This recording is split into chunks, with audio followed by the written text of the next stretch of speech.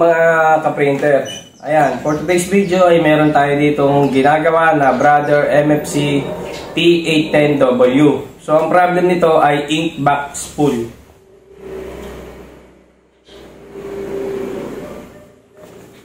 Kapit tayo, kapit.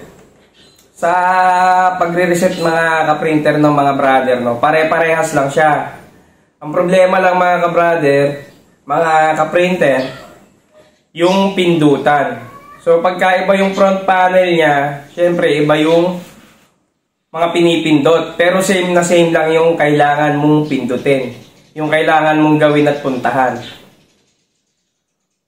So tara, papakita ko sa inyo kung paano repairin yung ink box spool sa Brother T810W.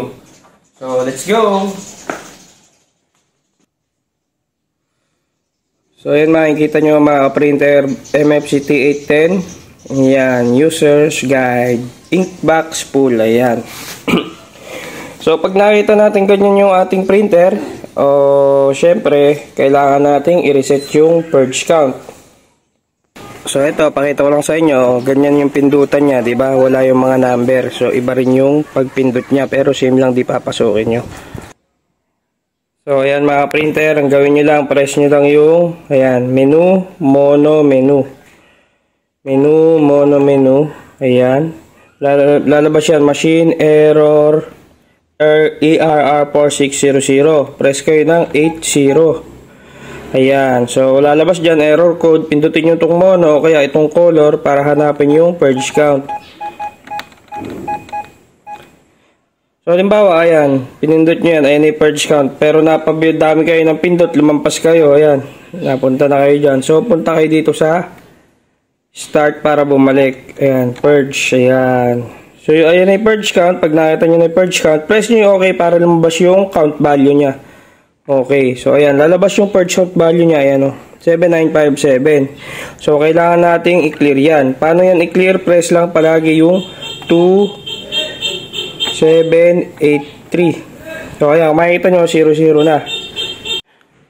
So ayan, pag purge count ano na 00 na, pwede nyo na i-off. Ayan. So kung ayaw dyan, di ba ayaw, bunutin nyo yung ayan, power cord sa gilid. Okay, tapos kabit nyo ulit.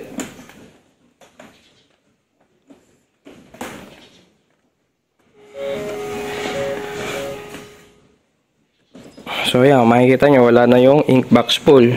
So ayan, test natin para okay na okay.